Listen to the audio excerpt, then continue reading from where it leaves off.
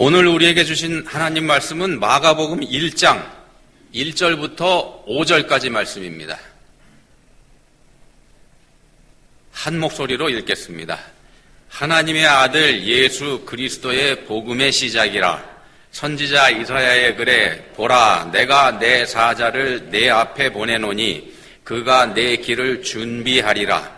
광야에 외치는 자의 소리가 있어 이르되 너희는 주의 길을 준비하라. 그의 오실 길을 곧게 하라. 기록된 것과 같이 침례 요한이 광야에 이르러 죄 사함을 받게 하는 회개의 침례를 전파하니 온 유대 지방과 예루살렘 사람이 다 나아가 자기 죄를 자복하고 요단강에서 그에게 침례를 받더라. 아멘. 스웨덴에 있는 룬트라고 하는 대학교에서 종교 철학을 강의하기도 했고 루터교의 주교이기도 했던 분 중에 니그렌이라는 이름을 가진 분이 있습니다. 니그렌이라는 이 학자는 이 세상에 있는 종교 철학 이거를 두 가지로 분류를 했습니다. 어떻게 분류를 했냐면 하나는 아가페, 하나는 에로스. 이 세상에 있는 종교와 철학을 에로스와 아가페 둘로다가 구분을 했습니다. 어떤 거냐면요, 동물인 사람이 스스로 동물이 아닌 사람이 되려고 하는 거, 이걸 에로스라고 했습니다. 스스로 하는 거, 이걸 에로스라고 봤는데, 스스로 신에게 나아가고자 하는 몸부림을 사람이 하는 겁니다. 그래서 고행을 하고 고난에 스스로 뛰어들어서 참고 견뎌내고, 그러니까 수행을 한다든지 도를 닦는다든지 수련을 한다든지 종교적인 목적 때문에 그런 겁니다. 그래서 때로는 자기 자신을 자학하기도 하고 이런 거를 얘기합니다. 이게 에로스입니다. 이런 것들로 해서 사람의 위치에서 신에게 더 가까이 나가고자 하는 노력을 사람이 하는 거, 이걸 에로스라고 봤고요. 이에 비해서 이제 아가페는 어떤 거냐면 사람이 신에게 나아가는 그런 게 아니고 하나님이 사람에게로 오시는 거, 이걸 뜻합니다. 반대죠, 전혀.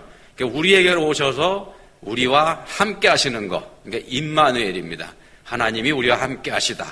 이게 아가페입니다. 우리에게 오셔서 우리를 하나님의 자녀로 택하시고 그리고 하나님의 자녀가 되게 해 주시는 거. 사람이 하는 게 아니고 이건 하나님이 하는 거죠. 그래서 사람이 하는 걸 에로스, 하나님이 해 주시는 걸 아가페, 이렇게 둘로 이분은 구분을 했습니다.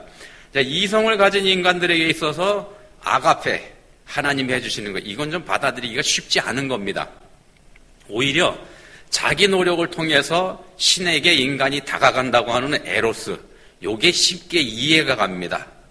아무것도 하지도 않고서 거저 구원받는 거, 요게 좀 이해가 안 가기 때문에 그렇게 생각을 하게 되는 겁니다. 설령 하나님이 우리에게로 오시는 것이라고 할지라도 인간 쪽에서도 뭔가를 거기다 더 해야만 된다, 요렇게 해야지만, 그렇게 해야 구원받는다고 해야지만 마음이 놓이기 때문에 이 아가페라는 걸 받아들이기가 어렵다는 겁니다. 아가페에서는 우리 인간의 노력을 요구하지 않지 않습니까? 성경은 이런 생각을 단호하게 거부합니다. 인생들에게서는 선한 것이 나올 구석이 전혀 없기 때문에 그렇습니다. 인간들한테서는 선한 게 나올 가능성이 눈꼽만큼도 없습니다. 여호와께서 사람의 죄악이 세상에 가득함과 그의 마음으로 생각하는 모든 계획이 항상 악할 뿐임을 보시고 라고 하는 창세기 6장 5절 말씀이 우리의 실상, 인간들의 실상을 적나라하게 보여주는 말씀입니다. 우리 인생들에게는 아무 소망이 없다는 것, 이게 성경에서 보는 인간의 현실입니다. 탕자가 아버지한테서 떠날 때 스스로 이런 생각을 하면서 떠났을 겁니다. 나는 깨끗하고 훌륭하고 멋진 사람이다, 이런 생각을 하면서요. 그처럼 대단한 나라는 사람이 고리타분하고 늙은 아버지 밑에서 뜻을 펴지 못하고 눌려 사는 것만큼 낭비적이고 비참한 일은 없다, 이렇게 하면서 날개를 단 듯이 떠나가 버렸죠. 그렇지만 실패를 경험하고 아버지 집으로 돌아올 때의 탕자는 완전히 다른 사람이 돼 있었습니다. 스스로 보기에도 자신은 더럽고 볼 것도 하나 없고 형편없는 인간이라는 걸 깨닫고 돌아오는 거죠. 자기 자신이 그렇다는 걸 알게 됩니다. 아버지 집에 있는 품꾼들만도 못하다는 거, 요거 인정하고서 돌아오지 않습니까? 이게 자신의 실상을 깨달은 사람이 된 겁니다. 탕자가 그렇게 됐습니다. 근데 이에 비해서 탕자의 형은 자신은 깨끗한 사람이고 훌륭한 사람이고 또 멋진 사람이라는 입장 아직 버리지 않은 사람입니다. 더럽고 볼 거 없고 형편없는 인간이라는 게 들통나버린 동생 녀석하고는 질이 다르다. 자기만큼 훌륭한 사람도 세상에 없다는 자부심을 가지고 있는 게 탕자의 형의 입장입니다. 자, 그런 형이 보는 동생 탕자, 저건 인간 쓰레기죠. 형편없는 인간에 불과합니다. 형은 아버지하고 대등한 위치에 있습니다. 아니, 탕자가 그랬던 것처럼 자기 자신은 아버지보다 훨씬 더 나은 사람입니다. 탕자 형도 그렇게 생각합니다. 이처럼 자신을 바로 보지 못하는 형의 목소리는 커집니다. 커질 수밖에 없습니다. 그렇지만 자신의 실상을 발견한 동생의 목소리는 기어 들어가게 되죠. 아버지의 아들이라 일컬음을 감당하지 못하겠나이다.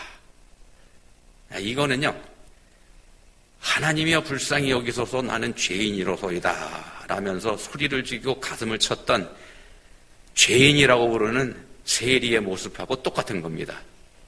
니그렌이라는 학자가 말한 에로스는요, 동물인 사람이 동물이 아닌 사람이 되기 위해서 발버둥 치면서 스스로 신에게 다가가는 것, 그렇게 자신을 더 나은 존재로 만들어가는 거라고 앞에서 말씀을 드렸습니다. 탕자의 형처럼 자기 자신은 더 나아지고 있다, 이렇게 큰 소리 치는 것, 그게 에로스입니다. 그렇지만 아가페 사랑은 탕자와 세리처럼 자신의 죄를 직면한 자에게 찾아오시는 하나님의 은혜라고 볼 수가 있습니다. 방향이 반대죠. 자, 침례 요한이 요단강에서 사람들에게 침례를 줍니다.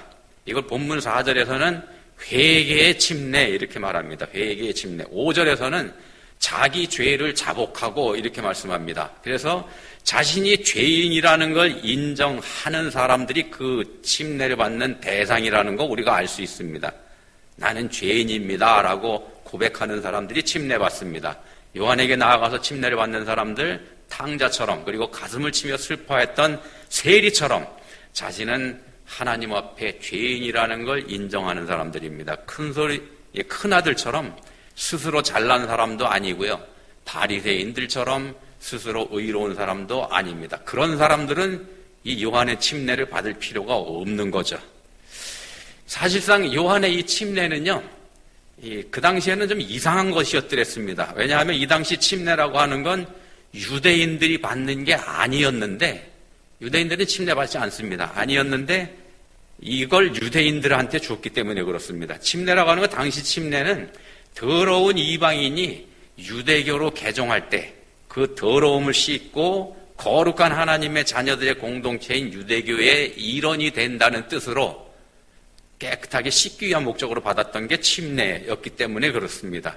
유대교적 관점에서 유대인들은 침례 대상이 아닙니다. 그래서 바리새인들이 요한에게 물어봤었죠. 네가 어찌하여 침례를 베푸느냐? 그 질문에는 이런 뜻도 들어가 있는 겁니다. 요한은 유대인들에게 외칩니다. 회개하라, 천국이 가까웠느니라. 예수 그리스도를 구주로 영접하고 구원받은 우리 그리스도인들에게 하는 말씀이기도 합니다. 우리 그리스도인들에게 하시는 말씀입니다. 회개하라, 천국이 가까웠느니라. 우리가 그 소리를 들을 수 있으면 좋겠습니다. 하나님은 전능하신 분이죠. 전능하신 분입니다. 스스로 혼자서 못하실 게 없고 그런 분입니다. 근데도 성경을 가만히 읽어보시면은 하나님께서는 사람을 찾고 계신다는 거 우리가 볼 수 있습니다. 하나님이 사람을 찾고 계십니다. 예를 들면 사도행전 13장에 보시면은 바울 사도가 이런 말을 합니다. 하나님이 베냐민 지파 사람 기스의 아들 사울을 40년간 주셨다가 패하시고 다윗을 왕으로 세우시고 증언하여 이르시되 내가 이새의 아들 다윗을 만나니 내 마음에 맞는 사람이라 내 뜻을 다 이루리라고 말씀하셨다. 하나님이 그렇게 말씀하셨다는 겁니다. 이새의 아들 다윗을 만나니 내 마음에 맞는 사람이다. 이 말의 뉘앙스를 보면은요, 하나님께서 마음에 맞는 사람 찾으려고 애쓰면서 찾아다니시다가 마침내 다윗이라는 사람을 보니까 얘가 딱 내 마음에 맞더라. 이런 뉘앙스를 주지 않습니까? 또 다른 경우도 있는데요. 예를 들면 하나님께서는 오 주여 보낼 만한 자를 보내소서라고 하면서 가지 않겠다고 버티는 모세, 이 모세를 반협박해 가시면서까지 굳이 그 사람을 애굽에 보내시지 않습니까? 예레미야 선지자도 그랬죠. 슬프도소이다 주 여호와여 보소서 나는 아이라 말할 줄을 알지 못하나이다 라고 하면서 선지자가 되지 않겠다고 버티는데도 선지자를 시키셨고, 선지자를 하는 중에도 내가 다시는 여호와를 선포하지 아니하며 그의 이름으로 말하지 아니하리라 하고 이렇게 다짐을 하고 있는 예레미야 선지자임에도 불구하고 그럼에도 그 예레미야를 놓지 않으셨습니다. 요나는 또 어쩌습니까? 요나는 도망가는데도 불구하고 붙잡아서 기어코 니느웨로 보내버리시지 않습니까? 이렇게 보면 하나님은 우리 인간의 도움이 꼭 필요하신 것 같아 보입니다. 사람의 도움이 없으면은 일을 하실 수 없기 때문에 강제로라도 일을 시키셔야 되는 게 하나님의 입장이신 것처럼 이렇게 보입니다. 근데 그렇지 않죠. 하나님은 무슨 일이든지 혼자서도 얼마든지 하실 수 있는 분입니다. 사람들이 하나도 안 도와드려도. 세상을 창조하실 때 누군가의 도움을 받으셨던 거 아니지 않습니까? 삼위일체 하나님께서 독자적이고 주관적으로 그렇게 일하셨습니다. 그렇게 세상을 우리가 보는 것처럼 이렇게 멋지게 창조하신 분이십니다. 그런 하나님께서 우리 인간의 도움이 없이는 일을 하실 수 없다고 하는 건 말이 안 되죠. 근데 왜 굳이 사람을 부르실까? 본문에 등장하는 침례 요한, 이 요한은 아예 처음부터 작정하고 부르신 사람이지 않습니까? 작정하고 이 땅에 보내신 사람입니다. 일을 시키시려고 말입니다. 요한은 그 삶 전부가, 요한의 삶 전부가 하나님의 일이었더랬습니다. 그가 이 세상에 살면서 했던 일, 하나님의 일이었었죠. 하나님의 일을 위해서 왔고, 하나님의 일을 했고, 그리고 하나님의 일을 하다가 죽임을 당했고, 그게 요한입니다. 하나님께서 우리 인간을 당신의 형상을 따라 지으셨습니다. 하나님의 형상으로 지으셨다는 이거는 하나님하고 의사소통이 가능한 존재로 만드셨다. 그런 뜻도 됩니다. 말이 서로 통하는 사이로 만드셨다는 거죠. 대화할 수 있는 대상으로 우리를 지으셨다는 겁니다. 대화를 한다는 얘기는 서로 생각을 주고받는 거지 않습니까? 그래서 서로 대화를 한다는 얘기는 서로 생각할 줄 알아야 그게 가능합니다. 생각할 줄 안다는 건 자기의 의지를 가졌다는 뜻이고, 그래서 스스로 생각하고 스스로 계획하고 그리고 자기가 계획한 대로 스스로 행동할 수 있는 그런 능력이 있는 존재들, 그런 존재들이 서로 대화할 수 있는 거죠. 사람을 그렇게 의사소통이 되는 존재로 지으신 하나님에게는요, 하나님 입장에서는 그 사람이 어떻게 생각하고 어떻게 말하고 어떻게 일하는지 이거 관심의 대상일 수밖에 없습니다. 자유를 주셨으니까요. 그렇지 않습니까? 하나님이 사람이 자기 뜻대로 할 수 있게 해놨으니까 얘가 어떻게 하는지 이거 기대도 되시지 않겠습니까? 근데 이걸 반대로 인간 쪽에서 보면은요, 인간 편에서는 자신을 창조하신 하나님께서, 나를 창조하신 하나님께서 나에게 관심 가지시는 것, 그것만큼 복된 일도 없습니다. 그분이 나한테 관심을 갖고 계시면서 나와 대화하기 원하시고 나와 늘 함께 하시기를 원하신다는 것, 이건 피조물에게는 그야말로 복된 소식이죠. 그만큼 영광되는 일이 없을 겁니다. 하나님이 그걸 우리한테 원하신다는 겁니다. 바로 그게 이유입니다. 굳이 우리 인간들을 불러서 하나님 일에 참여시키시는 이유 말입니다. 우리가 하지 않겠다고 버티는 데에도 굳이 하나님께서는 끝까지 우리를 붙잡아다가라도 당신의 일에 참여시켜 주시는 것, 그런 경우도 있는데 그것만큼 복된 일도 사실은 없다는 겁니다. 우린 때때로 하나님께서 나한테서 관심을 좀 끊어주시면 좋겠다 이런 생각도 하죠. 특히 이제 우리가 슬쩍슬쩍 죄 지을 때 이제 그런 생각을 합니다. 내가 떳떳하지 못한 이 일을 할 때 하나님은 저만치 멀리가 계시면 좋겠다. 그게 우리들의 마음입니다만 항상 우리를 지켜보시는 것, 불꽃 같은 눈동자로 우리를 지켜보시는 게 이게 하나님께는 기쁨이기도 합니다. 왜냐? 우리들을 사랑하시기 때문에. 이거하고 똑같습니다. 거의 비슷합니다. 어린 아기를 하루 종일 사랑스러운 눈으로 지켜보는 어른들, 마음이 즐겁지 않습니까? 피곤하지도 않고 마치 그런 거가 같죠. 자, 성경에는요, 하나님 뜻에 순종한 많은 사람들의 이야기가 있습니다. 거기에는 본문에 등장하는 요한도 물론 포함이 되고요.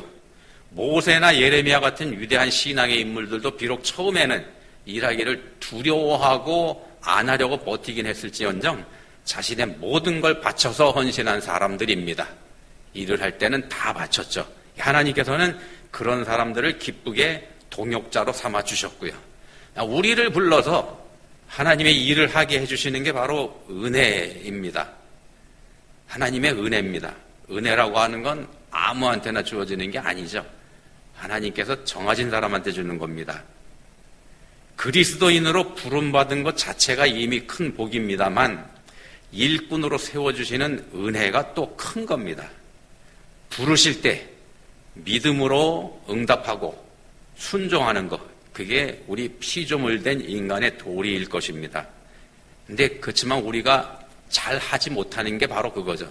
우리가 잘 하지 못하는 게 순종이고 우리한테 어려운 게 또한 부르심에 대한 응답, 이거이기도 합니다. 성자 하나님이 임마누엘, 그러니까 우리와 함께 하시기 위해서 이 땅에 오시는 어마어마한 성탄절기를 우리가 맡고 있는데 이 일을 위해서도 하나님께서는 사람을 사용하셨더랬습니다. 첫째로 꼽을 수 있는 사람이 바로 마리아죠. 마리아가 이르되 주의 여종이오니 말씀대로 내게 이루어지이다, 이렇게 고백을 합니다.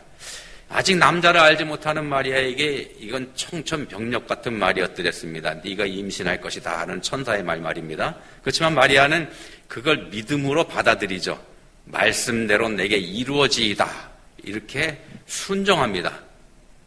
근데 이 장면에 또 다른 중요한 사람이 함께 등장을 합니다. 바로 마리아와 정혼한 남편 요셉입니다. 마태복음 1장에서 이렇게 말씀합니다. 그의 남편 요셉은 의로운 사람이라 그를 드러내지 아니하고 가만히 끊고자 하여 이 일을 생각할 때에, 자, 요셉은 정혼한 아내 마리아의 아기가 자기 아기가 아니라는 거 분명히 아는 사람입니다. 근데도 받아들이지 않습니까? 이게 믿음입니다. 이게 믿음입니다. 성경은요, 그런 요셉을 의로운 사람 이렇게 말합니다. 그의 남편 요셉은 의로운 사람이라. 피조물인 인간에게 이것보다 더 영광스러운 호칭 또 있을까요? 하나님이 의로운 사람이라고 해주시는 것. 유대인들의 혼인은 세 단계로 이루어집니다. 세 단계로 이루어지는데 첫 번째 단계가 약혼입니다. 부모들끼리 약속을 합니다. 자녀들을 짝지어주기로. 그게 약혼입니다. 그 약혼을 확정짓는 거를 정혼 이렇게 얘기합니다. 그 아이들이 장성을 해서 때가 됐을 때 장성한 자녀들이 서로 대면하고 부모의 약혼을 당사자들이 확정합니다. 이게 정혼입니다. 이때는 서로 합방하지 않습니다만 이때부터 두 사람은 법적으로 부부입니다. 이때부터 부부입니다. 그리고 그때로부터 대략 1년쯤 후에 정식으로 결혼을 하고 그때부터 함께 살게 됩니다. 이게 유대인들의 결혼 단계입니다. 마지막 단계인 결혼보다 두 번째 단계인 정혼이 더 중요한 겁니다. 법적으로 부부가 되는 거니까요. 요셉과 마리아가 바로 정혼한 사이입니다. 둘 사이에는 그래서 법적인 부부가 됐기 때문에 당연히 지켜야 될 도리가 있는 거죠. 정식 부부로서. 마리아처럼 남편과 관계없는 임신을 했을 경우에 이건 돌에 맞아 죽을 일입니다. 요셉이 천사의 말에 순종해서 마리아를 받아들이지 않습니까? 이 마리아에 못지않는 순종의 사람이 바로 요셉이었다는 걸 우리가 알 수 있습니다. 사정을 알고 보면 대단한 겁니다. 이게 하나님께서 원하시는 대로 하나님의 일에 쓰임받는 복을 두 사람이 누리게 됩니다. 두 사람이 그 복을 누리게 됩니다. 근데 두 사람에게는 엄청난 희생이 요구되는 순종이었더랬습니다. 순종이라는 게 바로 이런 겁니다. 순종이라는 게 자신의 것 중에서 때로는 심지어 자기 자신을 희생해야 되는 것, 그런 게 순종입니다. 십자가가 희생이죠. 십자가는 희생입니다. 우리를 위한 성자 예수님의 희생이 십자가에 있지 않습니까? 구원은 희생이 없이는 되지 않습니다. 구약 제사에서 보면은 그걸 미리 가르쳐 주죠. 반드시 필요했었던 게 희생 제물입니다. 희생 제물이 없이는 제사가 성립이 되지 않았습니다. 우리에게도 마찬가지입니다. 희생이 없으면 순종이 아닐 수도 있다는 겁니다. 우리가 순종한다고 하지만 그 순종한다고 할 때 우리한테 희생이 없다면 순종이 아닐 수 있다는 겁니다. 순종이 없다면 그건 그냥 봉사행위나 자선행위에 불과할 수 있다는 겁니다. 순종과는 질적으로 다른 겁니다. 봉사하고 자선, 이거는 자기가 주도하는 겁니다. 자기가 하는 거입니다만 순종은 자신을 내어놓는 거죠. 자기가 따라가는 겁니다. 자기가 끌려가는 겁니다. 자기가 가는 게 아니고 끌려가는 거. 그게 순종입니다. 봉사 자선하고 순종의 차이가 그런 겁니다. 본문의 요한은 주의 길을 준비하는 사람으로 부름받았죠. 주의 길을 준비하는 사람으로요. 그 부름에 자신의 삶 전부를 내드린 사람입니다. 이게 희생한 사람이죠. 광야에 외치는 자의 소리로 그렇게 살았습니다. 광야에 외치는 자의 소리. 광야에 외치는 자도 아닙니다. 외치는 자의 소리로 살았습니다. 소리라고 하는 건 곧바로 사라져버리지 않습니까? 존재도 남지 않는 게 소리입니다. 그렇게 살았다는 겁니다. 그나마도 광야의 소리입니다. 광야에는 사람도 없지 않습니까? 이게 요한이 아무리 외쳐봐야 흔적도 남지 않고 사라져버릴 뿐이고 그거 알아주는 사람도 없고 들어주는 사람도 없고 그러니까 쉽게 얘기하면 대우받지 못하는 그런 일을 하면서 살았다. 그걸 뜻합니다. 그렇게 요한이 살았습니다. 그런데 예수님은 그런 요한을 가리켜서 여자가 낳은 자 중에 요한보다 큰 자가 없도다고 하셨습니다. 구주 성탄, 성탄절이 다음 주입니다만 성탄은 희생입니다. 당신 자신을 몽땅 다 내주신 예수님의 희생이 성탄이죠. 창조주 하나님이 피조물인 인간을 위해서 모든 것을 희생하신 일대 사건이 성탄입니다. 그 은혜를 입은 사람들이 우리 그리스도인들이고요. 성탄에 맞는 우리의 모습, 그러면 어떠해야 되겠습니까? 성탄은 즐겁고 기쁜 절기죠. 우리의 구원이 시작되는 때니까. 그래서 기쁘고 즐겁고 감사하면서 기쁨의 찬양을 드리는 것, 그게 성탄입니다만 거기에 희생이 없다면 그건 껍데기에 불과합니다. 기도하시겠습니다. 하나님 아버지, 저희는 받을 복을 세웁니다. 하나님께서 주시는 복, 하나님 손에 들고 계시는 것, 그것만 저희가 바라봅니다. 근데 성탄은 받는 게 아니요 주는 것이라고 했습니다. 주되 저희 자신까지 희생하는 거다 말씀하셨습니다. 그러나 저희는 그렇게 못합니다. 이익과 손해를 따지기 때문에 저희가 그렇게 하지 못합니다. 이런 저희에게 은혜 주시기 원합니다. 저희를 위해 희생하신 우리 예수님, 그 예수님을 흉내라도 내면서 살 수 있는 저희가 다 될 수 있으면 좋겠습니다. 예수님 이름으로 기도합니다. 아멘.